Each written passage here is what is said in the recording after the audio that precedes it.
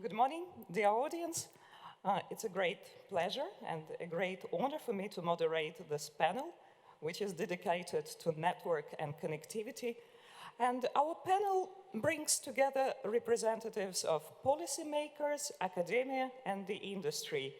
And what we are going to discuss, it's about connectivity, it's about digital infrastructure, which is prerequisite for digital transformation and for economic growth, ultimately. So I would like to invite my panelists. So we'll start with Professor Irini Reilin, who is Acting Assistant Minister for Electronic Communications and Postal Services at the Ministry of Trade, Telecoms and Tourism of the Republic of Serbia. Irini, welcome.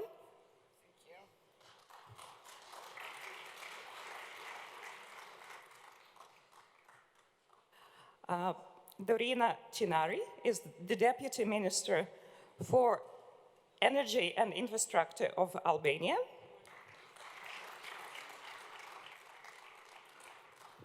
Professor Anastas Mishev, who is the professor at the Faculty of Computer Sciences and Engineering at the Faculty of Skopje in North Macedonia.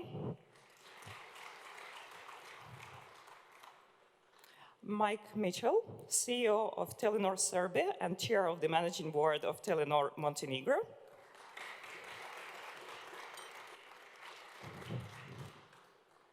And Nikola Lushev, the CEO of Makedonski Telecom.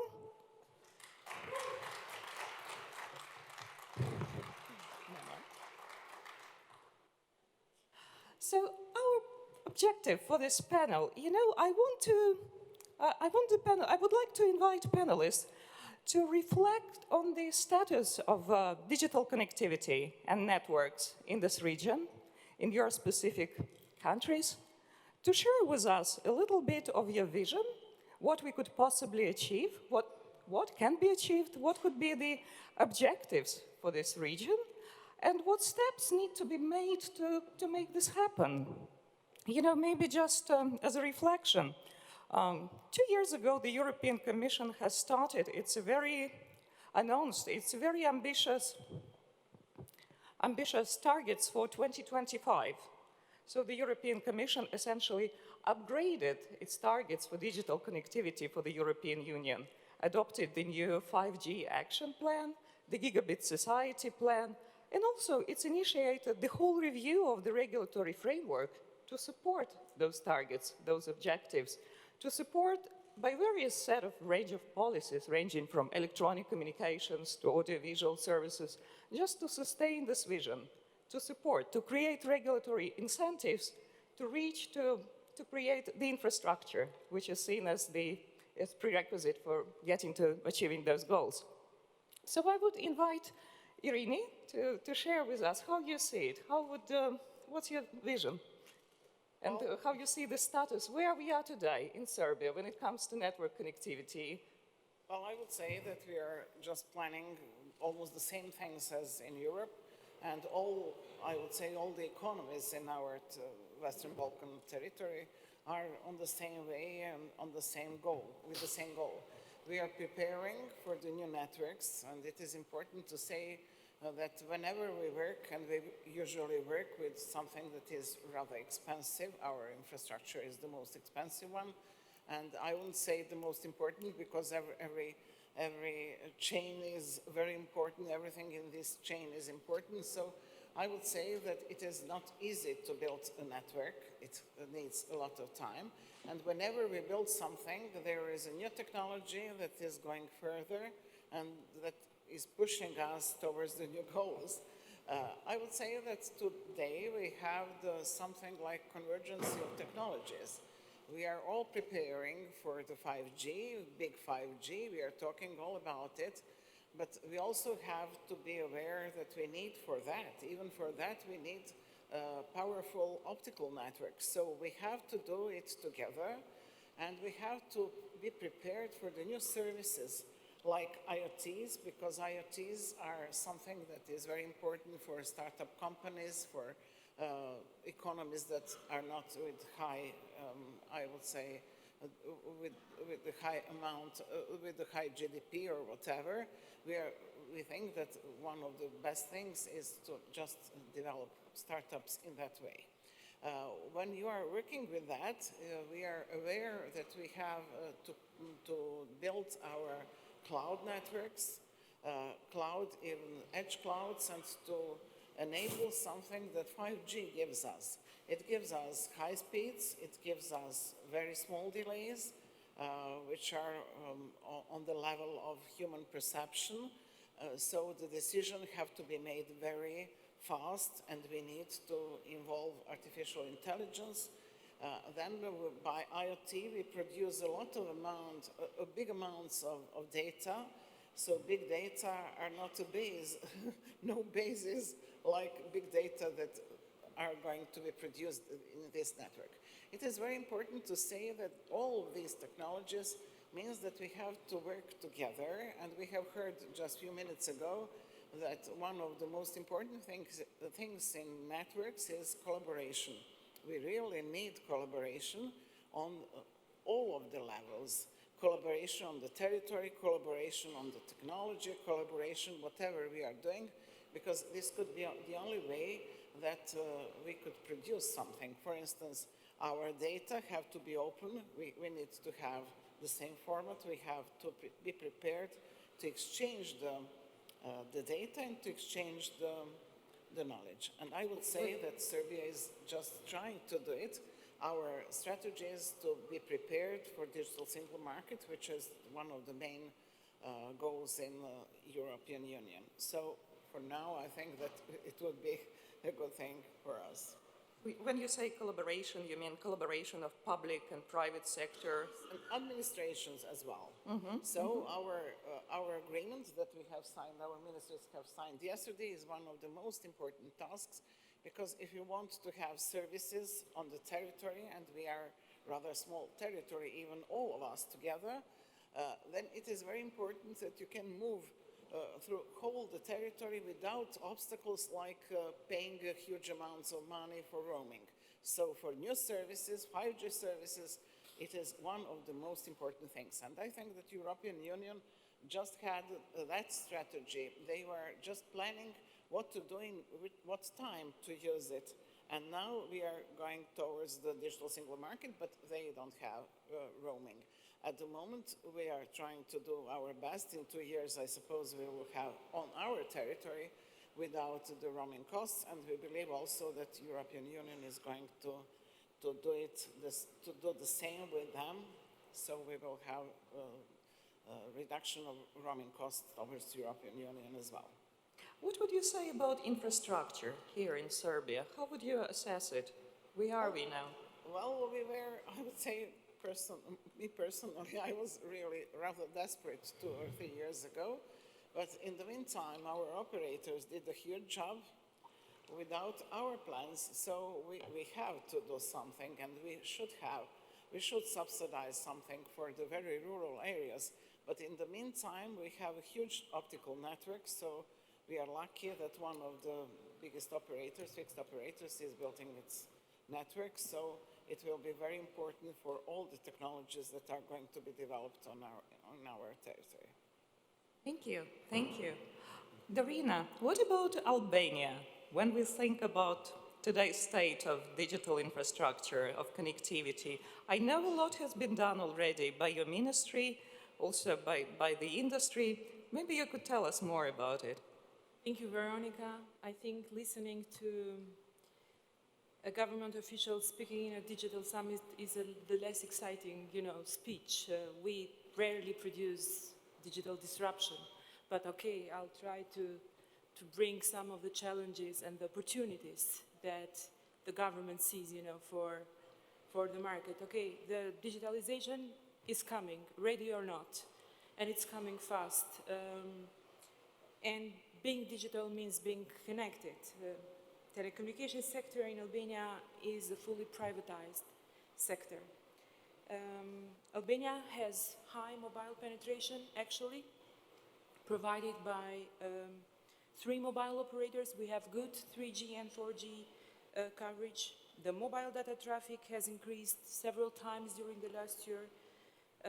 We've had 2.6 giga per month per user average usage of mobile data, which is comparable to the statistics of the developed countries.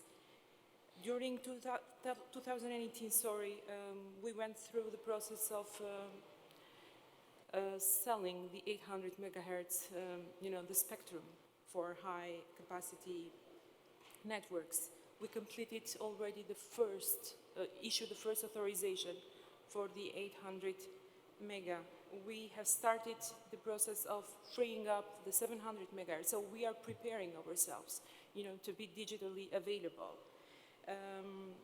The fixed broadband penetration has increased with 18% in 2018, and the number of fixed broadband subscribers has reached to 360,000 subscribers. The internet penetration is about 72% based on population, but still the challenge for us is the fixed broadband penetration. It's still low. We are still at 50% of the families and 12.6% of the population.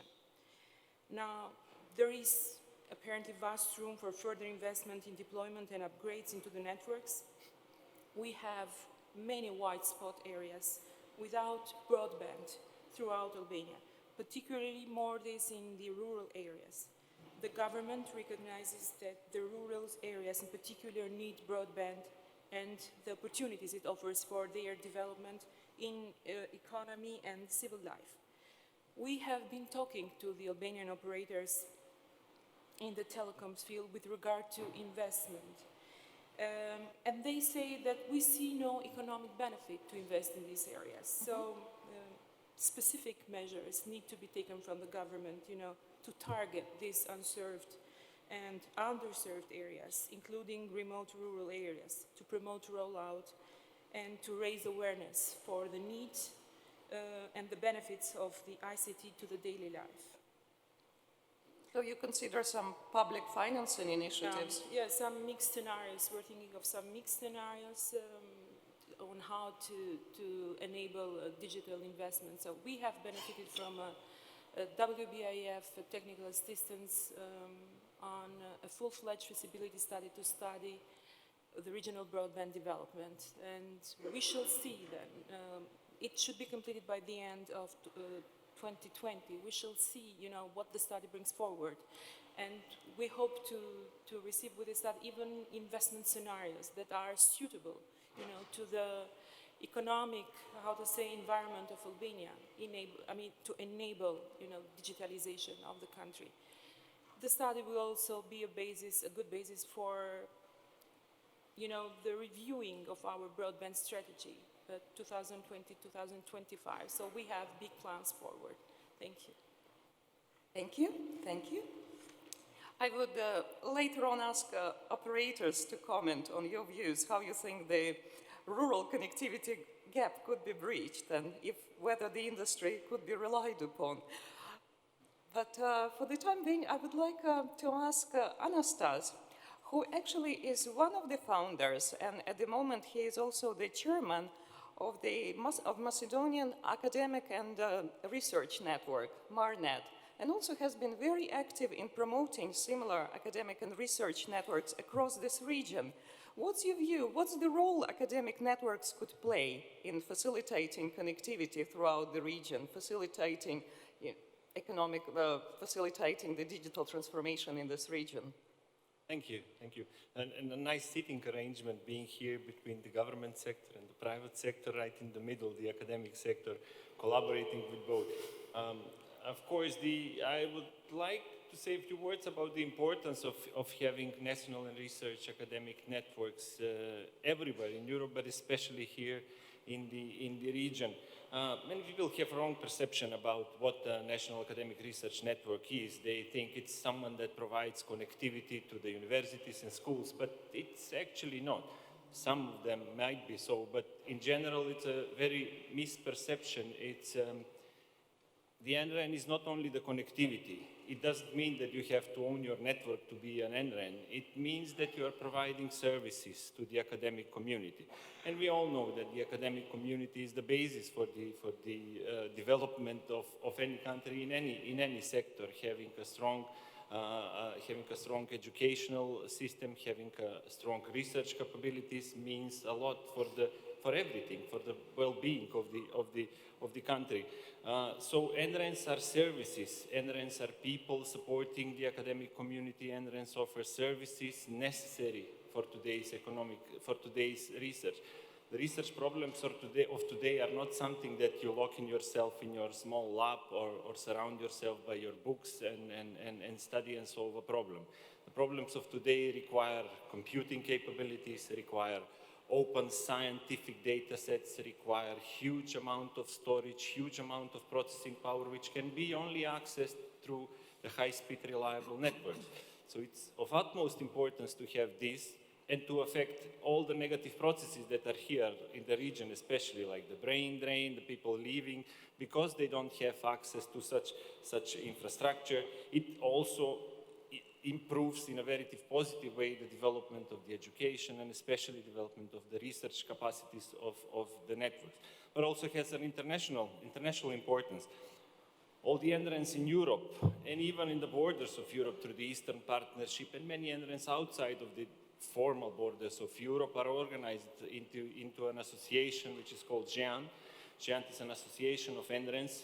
It's actually it's a legal entity in Amsterdam, but it's governed by the NRENs, by its members. NRENs are members of GEAN. And GEAN is a really big institution, a really big important thing for the research these days in Europe, but also worldwide, not only in Europe. It offers networking, but also offers lots of services, lots of support for these services. I think that anyone in the academic sector heard of EduRoam, the service where you just open your laptop or your mobile wherever you are, not only in Europe, in more than 101 territories all over the world, including Far East, USA, Africa, and you are connected to the network. And yet your home institution only knows your credentials. You are authenticated with your home institution, and yet you are somewhere on the other side of the globe and working, collaborating with your colleagues. There is the EduGain, the single sign-on service supporting more than 3,500 of service providers, offering a wide variety of services to the academic sector, which is very important. And it's not only important in Europe. GEAN partners with the Internet 2 initiatives in the States, with through the Eastern Partnership, all the way to the Far East and to networks and NRENs in Africa even. So it also means a network, a very interesting network that spreads to multiple domains owned by multiple entities, which requires special attention, special focus on network automations through multiple heterogeneous domains, which is quite challenging in problems that drive innovation, drive people to critically think about the things that they are. Speaking about the NRENs here in the region, they come in all shapes and sizes. Small ones, parts of the universities, big ones that are well established, small ones that are separate legal entities and yet to be established, ones that are on a roll, that are doing very well, NRENs that are actually, as we speak, being established. Unfortunately, if you look at the map of the NREN, there is a hole in the middle of our region. Unfortunately, there is still one country, it's Bosnia and Herzegovina, that does not have the NREN. And I must say, I put my other hat here as a part of the GEAN project. We are working within the GEAN project to strongly support this to change. Establishing an NREN will be a big benefit, not for the country. All the countries. What do you think is the obstacle? Why there is this whole? It's always politics, of course. But we would like to think above politics. We are academics, and we are always somehow trying to distance ourselves from the politics and get to the core of the matter and try to get the science, try to get them the resources that they need. Of course, the NRENs cannot function without the support of their state. Ours is has a big support of the Ministry of Information Society and Public Administration and in the government in general. We are closely collaborating with them on every matter, even in policy making. We have been working on the National Operational Broadband Plan, which has been established. We which we did heard a lot about of yesterday. contribution to this, which is important also for the not only for us, that it will enable the strengthen the position of the Android, but also it will enable the strengthen the position of the private sector, supporting them to extend their networks, to get more and more coverage. And Do you finally, think there is a role, there is a possibility for private sector to play a more active role in supporting this, including the countries you mentioned? of course, the academic cannot survive without both support from the state and from the industry. We are right in the middle. And finally, just to say that the having endurance is also important toward the new research processes in Europe, toward the European Open Science Cloud, of course, having a single catalog of services available to all the users. And I must say that we are happy that with the support of our European partners in the region, especially the Greek Academic Network, we almost all of the countries in the Western Balkan region are part of a big project that will start in September that will enable us to join the European Science Cloud, to onboard our services, to become part of this, to offer our research knowledge and capabilities, but also to use the one that's already available throughout Europe. Thank you. Thank you. Thank you. Mike, I would move to you now. And I know that you've worked across various countries throughout this region and beyond, in Central Europe, and also in completely different parts of the world. So bringing all this experience of yours, how do you see this region? Where are we in terms of connectivity? This region is often being accused as being the laggard of Europe. Thanks, Veronica. I mean, Dobre jutro. Good morning, everyone. Yeah, I mean, from my side, I'm really happy to be back in Serbia after 10 years ago when I was here originally. And I really see that there's been so much progress when it comes to the development of the networks to support the customer demands. I mean, what we see is that, connectivity is growing fast. I mean, we are already today at about 123% subscriber penetration. So we have actually more phones than people in Serbia, right? So that's the first fact.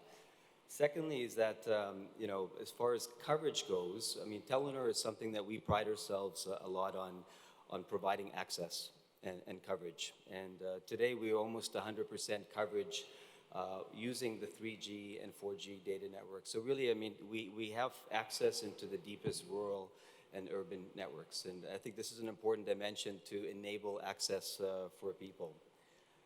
We're also seeing a big shift now, over the years, again, as I've been following this, with the device ecosystem, essentially unleashing itself and affordability, especially for 4G devices.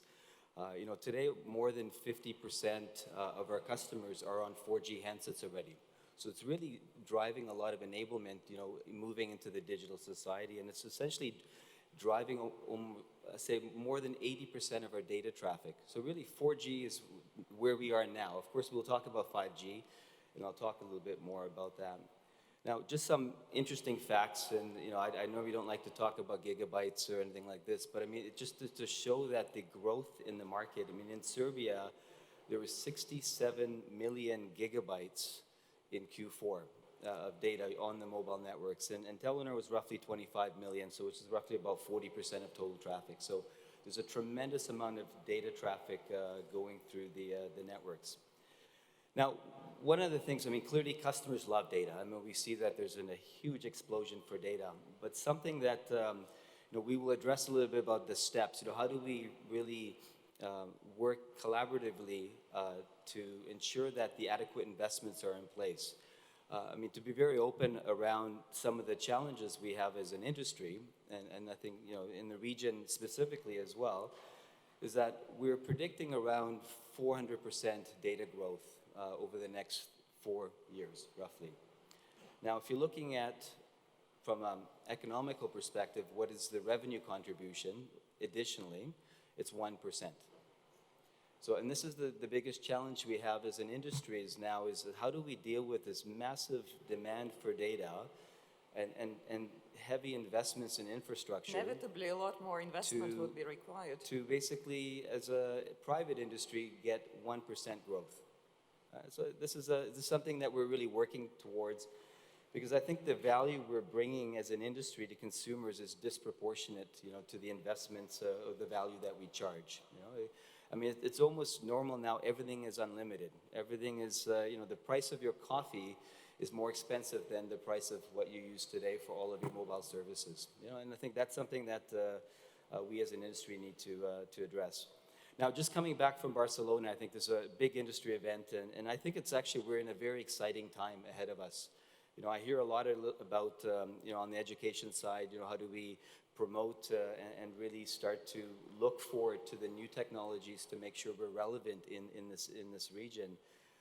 And I think the reason why it's very interesting now for all of us is we're going through, I'd say, a really big convergence now. And when I say convergence, is you have this, they call this hyperconnectivity. So you have now 5G or really fast networks.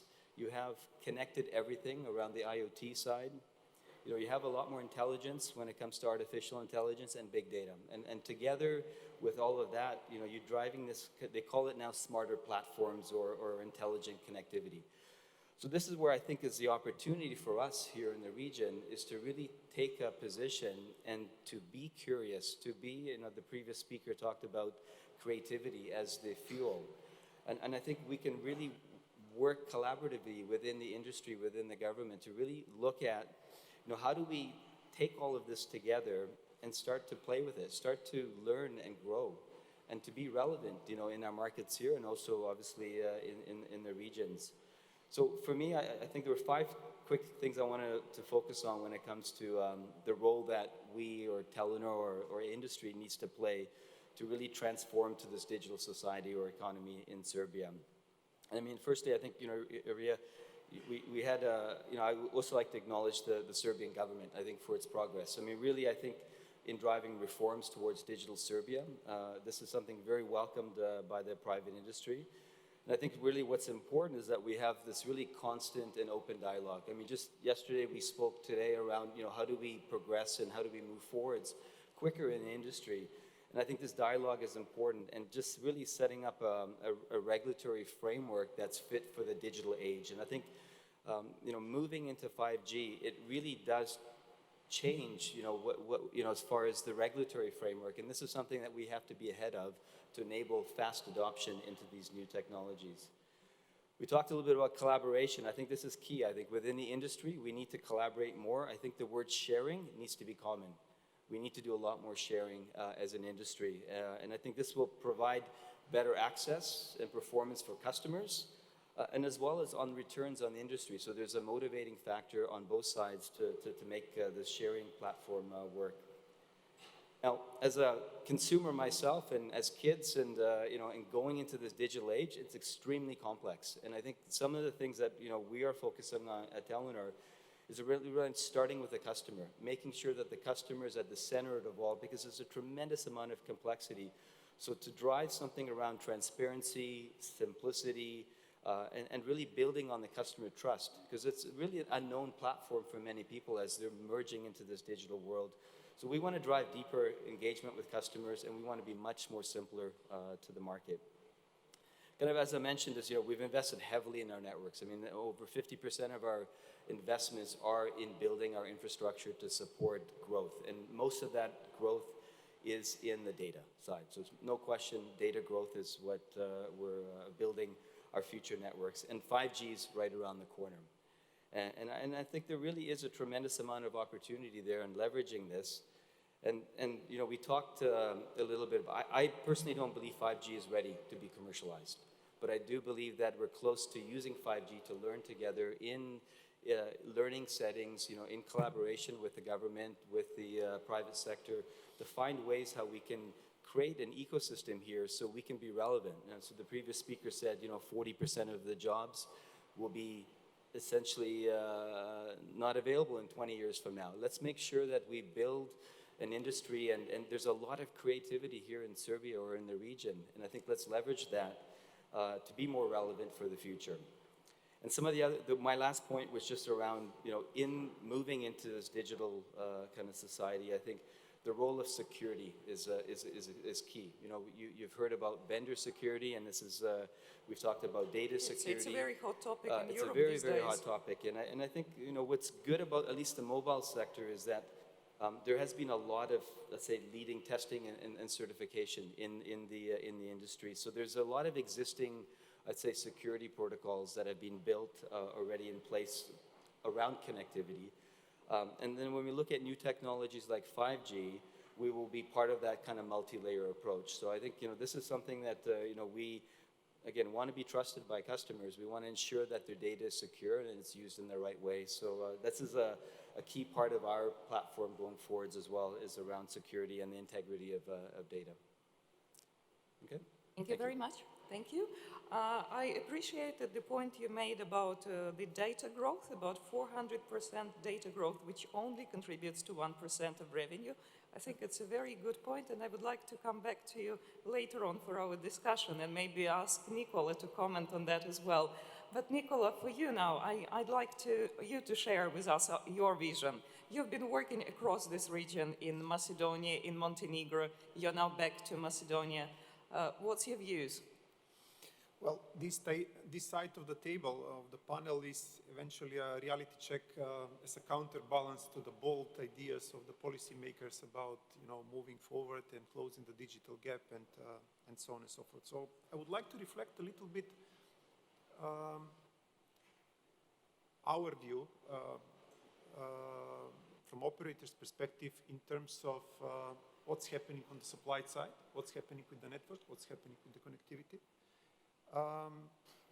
And to touch a little bit on something that Mike already mentioned about the explosion of data and, eventually also explosion of CapEx, because you need to invest continuously in order to support this data traffic growth.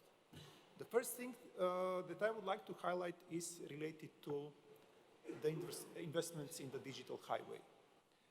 And it's not going to be something super scientific and eventually it's going to be a no-brainer if I say that investors, operators are looking forward for a stable, for a fair, regulatory predictable framework for the development of and the rollout of the next generation networks. And only in such environment, in such precondition, there is good likelihood that these serious investments on the side of the operators are going to happen.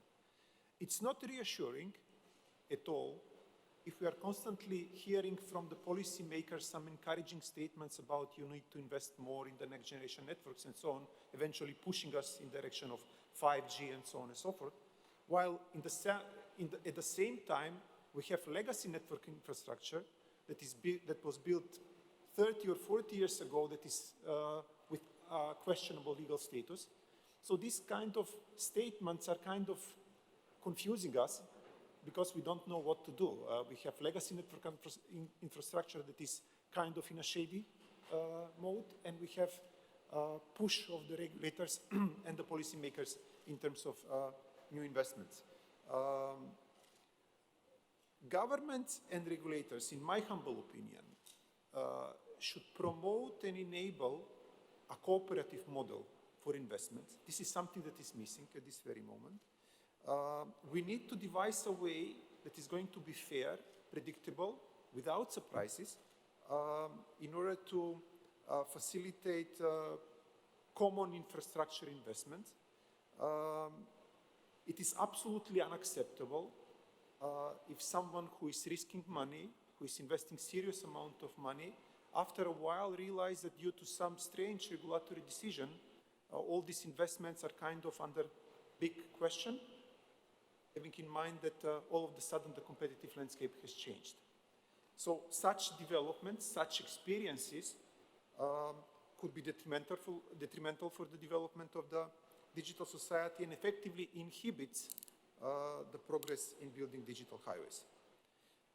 The way how we see the future is focusing on integrated, technology-neutral, and industry standard-based development of the networks that is going to come closer to the ambitious political agendas that we have with respect to bridging the digital gap, improving the competitiveness of these countries, digitalization, and so on and so forth. As we move forward, we will have to radically rethink our operators' production model. We will have to embrace fundamentally different way of producing things. Basically, we are not producing anything which is tangible. We are producing thin air. We're producing voice, SMS, data, megabytes and gigabytes. By embracing more efficient technologies like 5G, like software-defined networks, like network function virtualization, and so on and so forth. What we did in Macedonia, and I'm very proud of it, is after last year 5G demo, where we demonstrated data speeds in excess of 3 gigabit per second. This year we intend to pilot in rural areas fixed wireless access on 5G network infrastructure. And all our company efforts are directed towards being a technology enabler for the digitization of the society and transformation of our environment. And in order to truly live up to this vision, we need to become the telcos of tomorrow.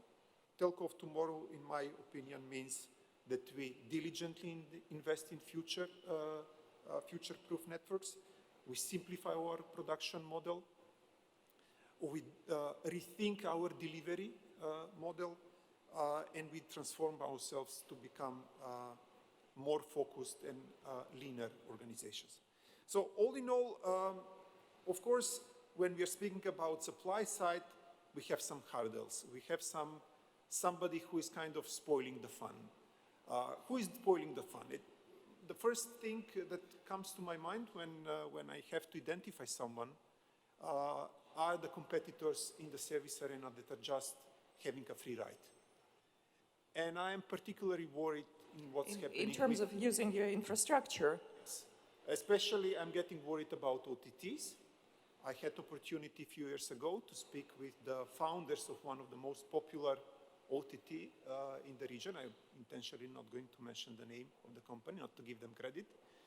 But I was surprised by the fact that I figured out that they are completely, not only clueless, but they're fully ignorant about the national laws and the regulations that we have to follow as operators in order to operate, like data retention, like lawful intercept, like keeping, the switching systems within the territories of the countries, which is the case more or less in all the countries. I used to work in Montenegro. I work now in Macedonia. So all these countries prescribe. For companies like yours operating cross borders, is it an issue, the fact that there are still barriers when it comes to data transfers? Absolutely. The situation at this very moment is not giving us a lot of maneuvering space to synergize our production capabilities. We are operating in operator groups, so yes, there are plenty of opportunities to synergize with our mother companies that are operating in European Union, but we have formal legal limitations, and with this respect, we are having a problem to digest how come that OTTs do not have this problem.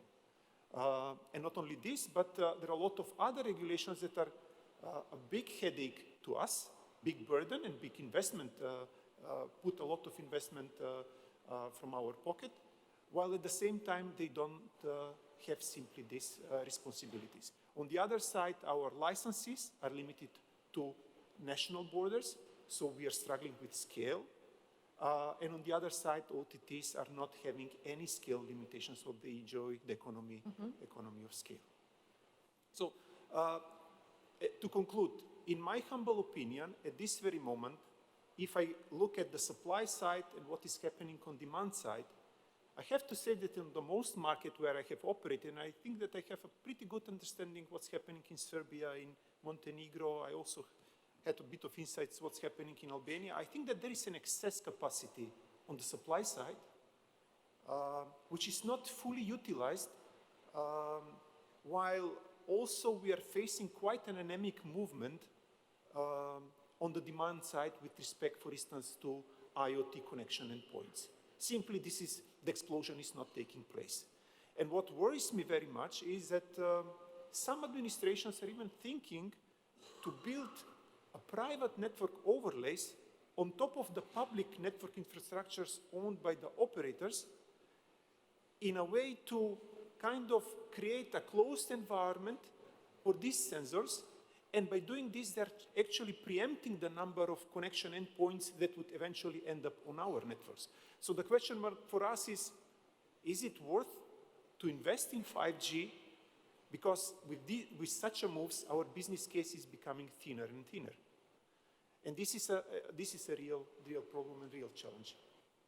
So ultimately, the question would be, could 5G be an answer to the issue of what should bring the additional revenue to recover the investments you made to facilitate the data flows? Could 5G was relying on industrial connectivity or bringing closer cooperation with the industry be an answer? Look, in my opinion, there is no business case for 5G in B2C area. In the residential segment, there is simply no business case at this very moment because, as I said, we have an excess capacity, we are not reaching capacity limitations, and we are encouraging administrations to use our networks, public communications networks, in order to provide these services. Because we believe that we can efficiently deliver this connectivity. We believe that our total cost of ownership is going to be much lower than building a network overlay. Reliable, secure networks provided over licensed spectrum. Especially if it is on unlicensed spectrum where the indoor coverage, deep indoor coverage in the basements to cover the, sensors for the water meters is going to be problematic. In my opinion, the name of the game for the operators is going to be efficiency. We need to rethink our production model. We need to become more efficient. We need to use efficient technologies, and we need to restructure ourselves internally in order to be able to cope with the dramatic increase eventually in terms of IoTs that is going to come. It's not happening at this very moment, but there are a lot of indications that it's going to unfold in positive direction. And then we need to look how to minimize these marginal costs in addition in order to support this data traffic. Thank you. Mike, maybe I would raise some of the points mentioned by Nicola to you as well. What's your views? Could 5G be an answer, or is it too early? I mean, as I kind of mentioned a bit earlier, I think 5G is too early, there's no question. I think we probably have at least another year and a half, 2 years before we really can, I'd say, get more effective commercial utilization. And, just coming back from Barcelona, 5G was the hype. Everyone talked about 5G, but rarely do people know how to really effectively use it and how to use it. And I think the use cases for 5G are still very limited. And that's why I think this is the perfect opportunity and platform to create these testing environments to learn from 5G. Because I think there are possibilities to extend the value chain, both from a private industry and also to understand how does that grow the economy. And so, as Nicola pointed, the business case is really poor now for 5G. It really is. And I think the view is, when it will definitely help, I'd say, Serbia will definitely help the region moving into 5G, but the timing has to be right. So the release of spectrum, and when we release spectrum, the affordability of spectrum is going to be an important dimension. The device ecosystem, I think that today it's not ready. We don't have an ecosystem really that can leverage the 5G market. So again, I really believe the next year and a half will be about learning, and then how do we then effectively apply that into a more of a monetizing model? Because as of now, if we launch 5G, it would be heavy cost, but there'll be no essentially revenue or benefit case. And perhaps you need to start already now with building the right ecosystem, about educating the necessary partners possibly to be involved and actually to benefit from the connectivity and capacity they already have. That's correct, yeah. You and Nicola, you both mentioned about regulatory frameworks, that they often present an obstacle for investment, especially when they are unpredictable or unstable. Specific issues you might be want to raise while we have the benefit of having policymakers at this panel. Any sort of issues that you think that more could be done? We don't have the Macedonian policymaker on the panel, so I'm frequently addressing them in private setting about the issues that we have. But as I said, Makedonski Telekom was the company that was privatized back in 2001. So there was already almost 20 years that the company is private. And there were some investments being done in the cable ducts, in the infrastructure when it was a state-owned company in the late 80s, beginning of 90s. We still don't have property lists for this. Government maybe is thinking about nationalizing this infrastructure. We believe that this belongs to us based on the shareholders purchase agreement that has been signed in 2001. You're not the only country in the region who has this issue, Probably it's more or less the same situation in other countries as well. But imagine a situation that when the government haven't managed to legalize these objects before selling these stakes to a strategic investor, how come that we are now possible in a position to legalize this infrastructure? And on the other side, they're encouraging us to invest. And yes, we are willing to invest. We are investing 20% of our total turnover per year. So our capex to sales ratio is 20%, which is very high. In the industry, it's usually between 12 up to 15, but not in the vicinity of 20s. So yes, we are ready, and we are every year investing significant amount of money, but of course we would like to sort out these things from the past, because we believe that those things were supposed to be solved by the former owner, and it was the state. And then we always have some surprises from the regulators. Unfortunately, even on occasions like yesterday, we hear for the very first time some announcements. Why there is such conspiracy in these things, I don't understand, because at the end of the day, these things need to be implemented. And these things need to be implemented by us, not by you. So the responsibility is ours. And the liability is on our side, because we are going to be fined if we don't manage to deliver by 1st of July, right? So I would encourage you, be more transparent, involve us in the process. We are going to tell you what are the difficulties. Maybe we are going to figure out, as the lady from Serbia mentioned, we need to cooperate more. Yes, but we need to leave this cooperation more. It's not just, be nominally, to cooperate, but we need to be more honest and frank to each other when we speak to each other. It cannot be that we hear for the very first time about, certain price tags for the new roaming regulation and to learn from the media. It cannot be the case. And 1st of July is coming, it's around the door. Around the corner. So the message would be more transparency and more predictability. I'd say that's a reasonable expectation from the regulatory frameworks, from the legal environment.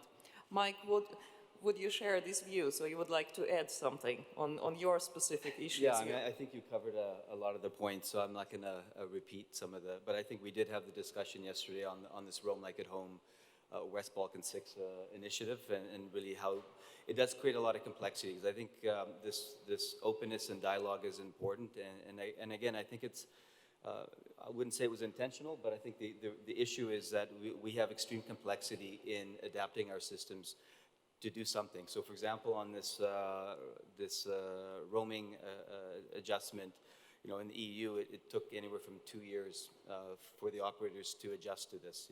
In our case, it was 3 months. So I think it does create a lot of complexity for us to deliver on that. And I think we, as operators, we definitely want to be very customer focused and very compliant. And it puts a lot of pressure on our side when there's not that dialogue. But I think, but in fairness, I think we've had good dialogue. I think, with the ministry, and it is improving, I'd say. And just yesterday, we had more dialogue, for example, on some of the challenges around 5G. Because I think moving into 5G in just some of the more practical terms, it really requires a heavy densification of your network. And with the densification, there are, let's just say, regulatory rules that don't allow that to happen, i.e. how many meters you need to be away from a building and how many sites and so forth. So, this technology, and this is where I mentioned earlier, I think this open communication with the government bodies, and to make sure that we're digitally compliant and the regulatory framework is digitally compliant. Because these are the things that we're discussing, and there's quite a few points, but I think we're having a good dialogue so far on this and how to move forwards there. I think it actually brings the point that you already made, that it might be premature moving to 5G unless all prerequisites, all the right environment is there in place, including the regulatory framework. So, for example, I already mentioned the initiatives by European Commission and the new European Communications Code.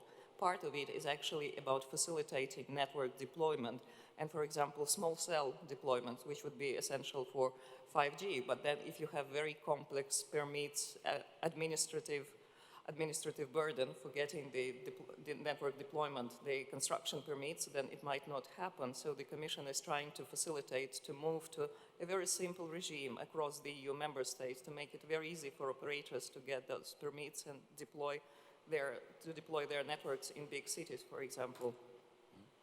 So I'd encourage policymakers to think along those lines if you'd consider 5G to become a real opportunity when the time is right.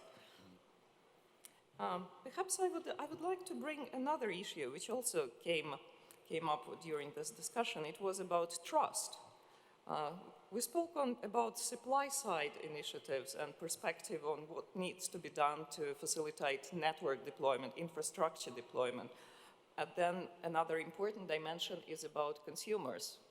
How to make them trust, how to make sure that they're not scared of using all the opportunities brought by digital transformation. I would perhaps address this question to Irini and Dorina, if you would like to comment.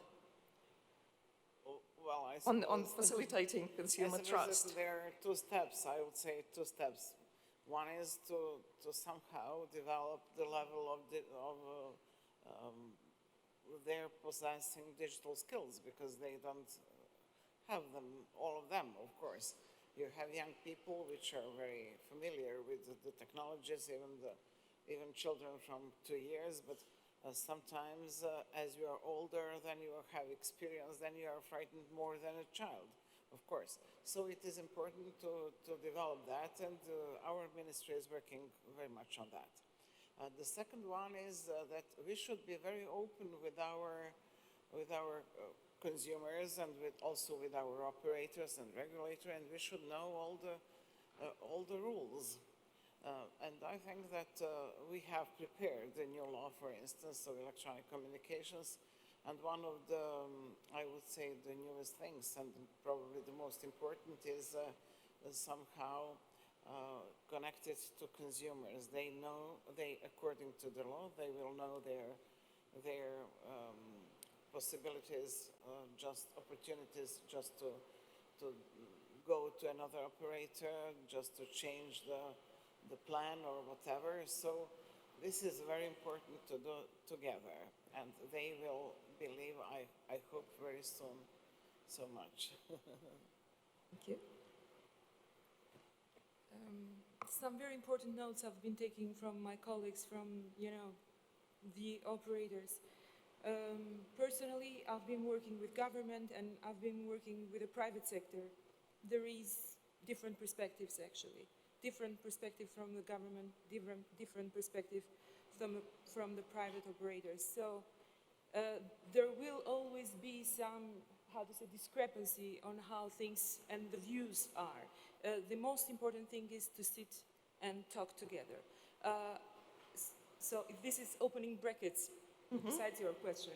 So with regard to the roaming agreement, we have started consultation with our operators in June 2018. We gathered them in a room, we explained the process, the expectations, etc., and the issues raised there were okay, acceptable, but that we had 1 year time. And when it comes to, starting with the agreement and, the deployment of the agreement, then we hear issues like we are required to comply very quickly. We don't have time. So being transparent on both sides, I don't know for you guys, but in our case, it's of paramount importance. So you have your, priorities, government have their priorities, so we need to be both transparent in how we do things. Now, with regard to the trust in services,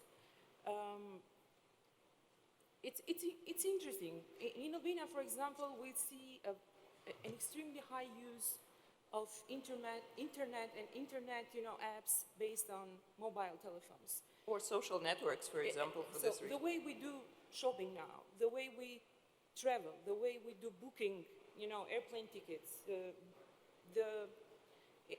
way we buy real estate, the e-commerce, the e-health, all these things are coming around us, and we have started to use these services without even noticing.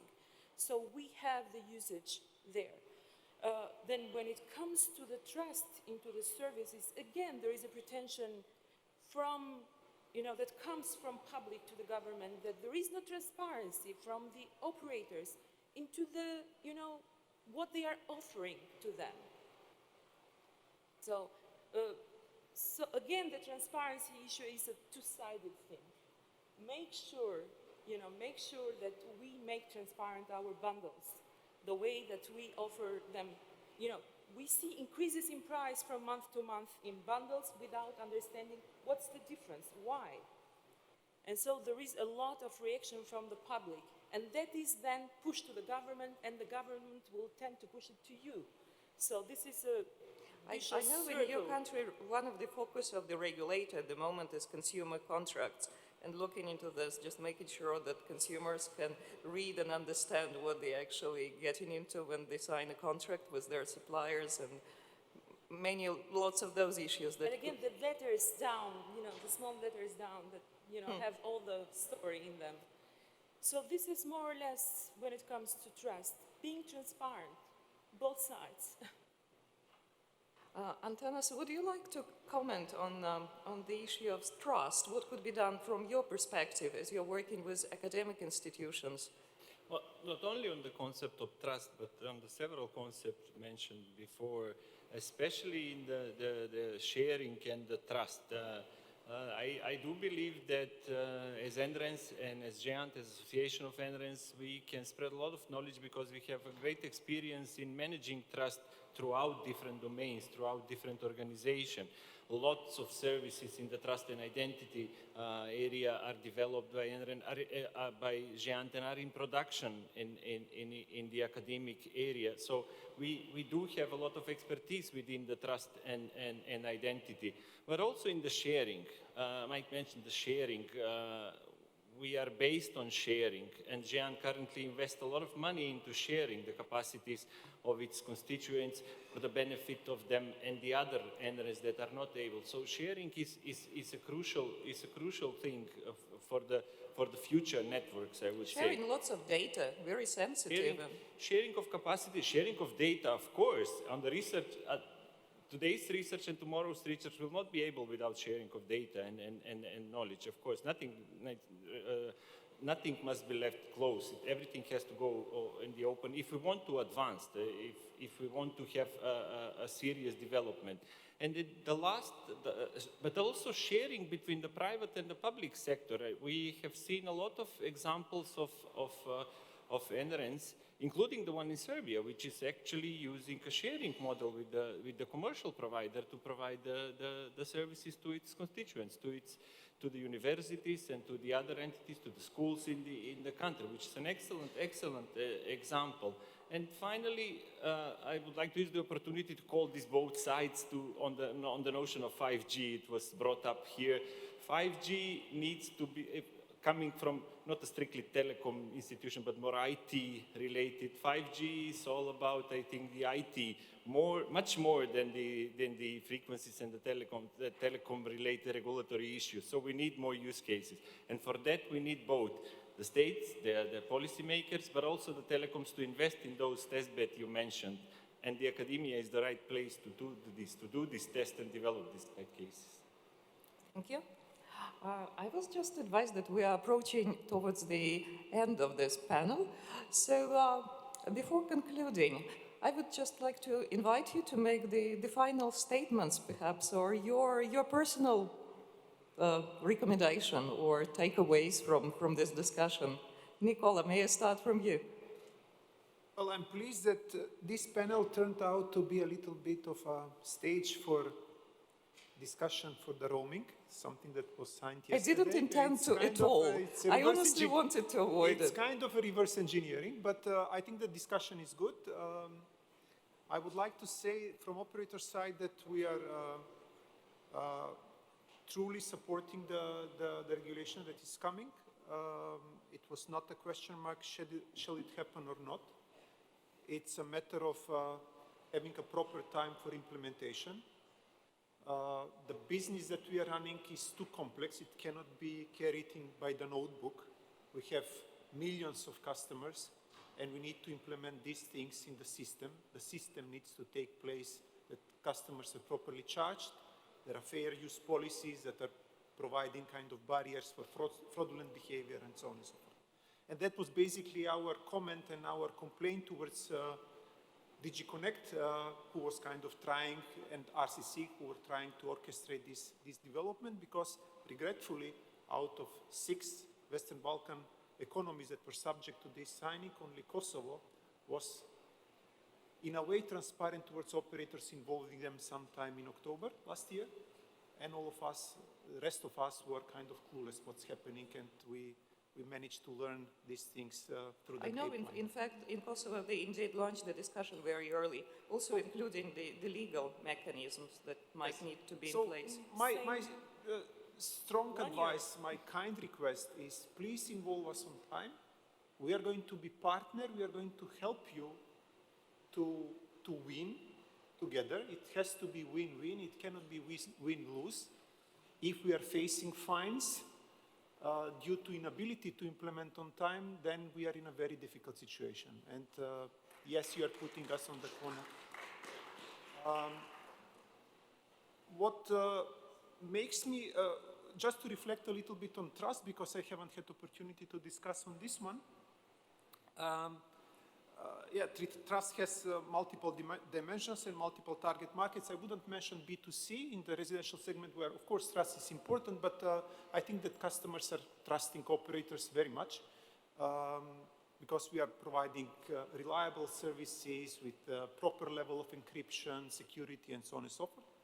But I would like to highlight the necessity that we need to start building more trustful relationship between businesses and governments. I feel pity that some bold promises made 1 year ago on the digital summit in Skopje, for instance, when I speak on behalf of Deutsche Telekom Group, I will use the opportunity to refer to the statement that our boss, DT Europe CEO Srinigopalan gave on that occasion, where he said, every euro cost on taxes and levies that you relieve us from paying, we are going to invest in the fiber optic networks. When I question now, 1 year after, whether we were relieved by these tax burdens or parafiscal burdens, I would say that there was no relief, unfortunately. Contrary to this one, we see some indications for new levies coming to us again. So we are trying to be a partner. We are proposing models where this money are going to end up in these countries. Please understand that corporations, international corporations like us, like Telenor, we are having internal competition for CapEx. So when we go to our headquarters, we say, okay, Macedonia is a great place to invest, give us more money and so on and so forth. So we are, on behalf of the governments, trying to attract some CapEx from the headquarters. And you need to help us as governments. So please understand that when these kind of opportunities are on the table, it's an excellent opportunity to demonstrate that you really figure out what's going to happen. Thank you, thank you. Before we conclude, Mike, perhaps the final statement from you as well.